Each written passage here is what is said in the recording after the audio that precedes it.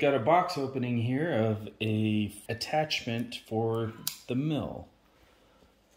So John Saunders does a really neat upgrade for mills where you've got a plate and allows you to get a lot more access on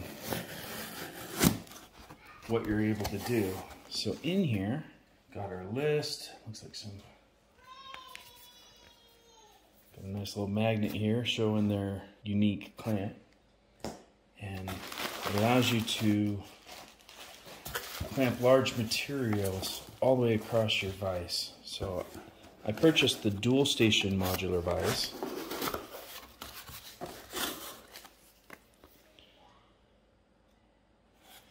And comes in 3 pieces here.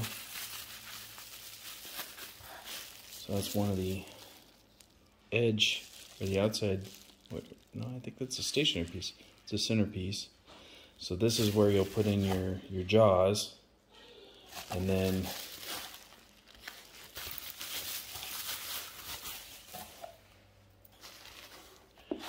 this you'll place close to where your work is on the other side of it, and you'll have another jaw on this side, and they'll clamp together in order to hold your workpiece.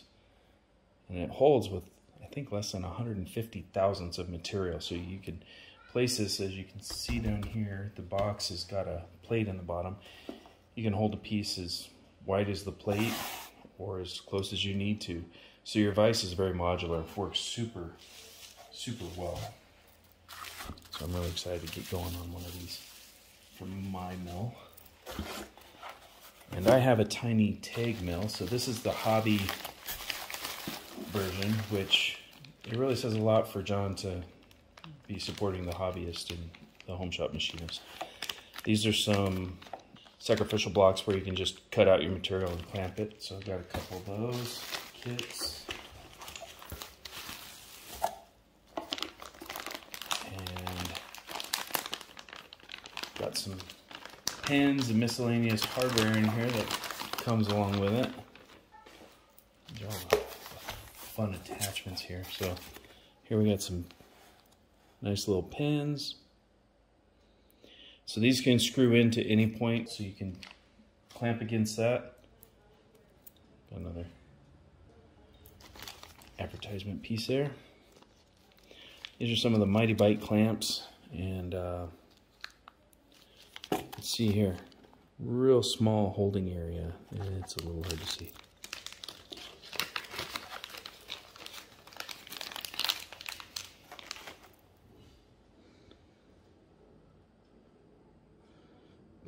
These will grip on, and they'll hold on to a piece of aluminum with just a tremendous amount of force as they fit inside the clamps. So you use 2 of these per vise. You just mount it in the vise and bolt it down. And when you clamp this up, it'll hold everything real nice and tight.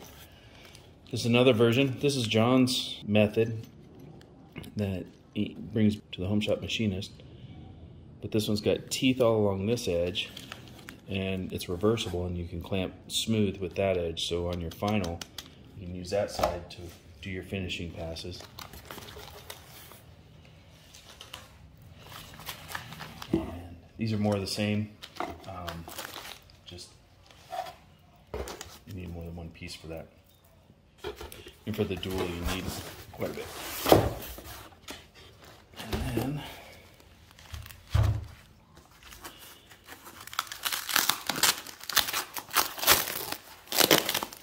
this is a universal plate. Some dielectric grease.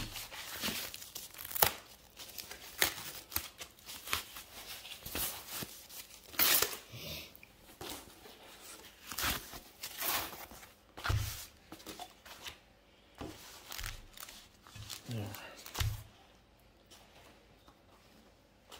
So now these clamps can be bolted down, and the adjustable ones will move for the appropriate tightness.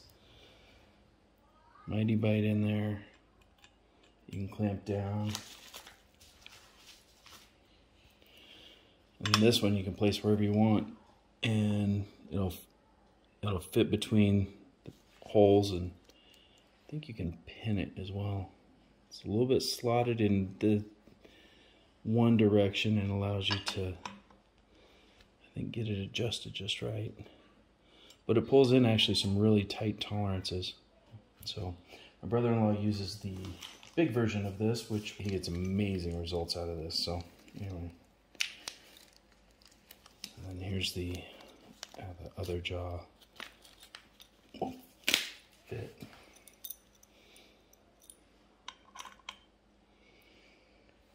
So this sticks up a little higher than the Mighty Bite, but it's still pretty low. I think the Mighty Bite is like 70 thousandths, and this is 130 minimum clamping force, or clamping height. That fits in there real nice and tight. And it gives a real clean look on the teeth. You can see here it recesses down into the groove. So, and I believe you can even clamp on the back side of this. So if you wanted to have a piece overhanging, if you have a really large part, you can use the back side and then use this as a parallel, if you will. Alright, here's the plate put onto my table. Got the pins just kind of sitting in the end there. And I've got it trammed out across 11.5 inches to less than 1/1000th of an inch. This is what I was using before with the table. And I was limited to only what I could grab with this chuck. Now I can grab much wider material going all the way across those holes using those low vice grips. So get something clamped in here and I'll show that later. Tram looks really good. You see here that it's less than 1/1000th of an inch moving across the dial there.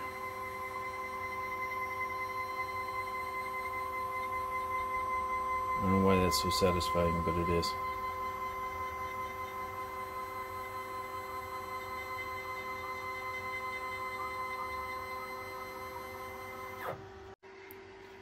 Okay, so here's a piece of metal I've been looking at trying to do a project with. It is 5 inches by 4 inches by, I think, 1.5 inches. Yeah,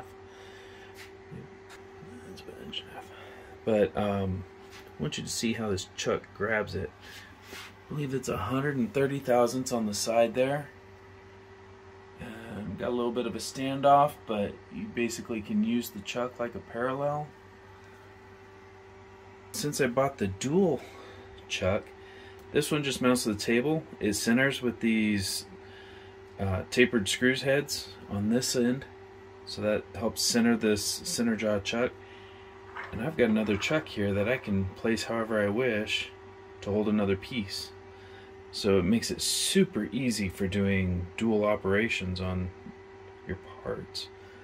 And very versatile. I can grab a very large piece of material with this. Again, I can put this anywhere, so I can set it way over here to the left and grab a piece that's bigger than the operating area of my mill. So I have 11.5 inches of travel on this thing, and it'll traverse the entire width. So it'll go about 1/4 inch. I can mill about 1/4 inch beyond this with this Taig, and all the way to this edge. So this is awesome. This is going to make a lot more capability for my projects in the future. Anyway, excited about this. Well, clamp this down with these bolts here. They also have beveled heads, and that just tightens this jaw up. This thing's in there. You're not going to pull this out. It is amazing how well these jaws are holding in. Right now I have the teeth on there. These are John Saunders vise with the teeth on it. You can flip them over and get smooth. Look here, the back side of them has a smooth edge, so you can hold it for your final operation that way, so you're not marring anything on your piece. So anyway, wonderful idea.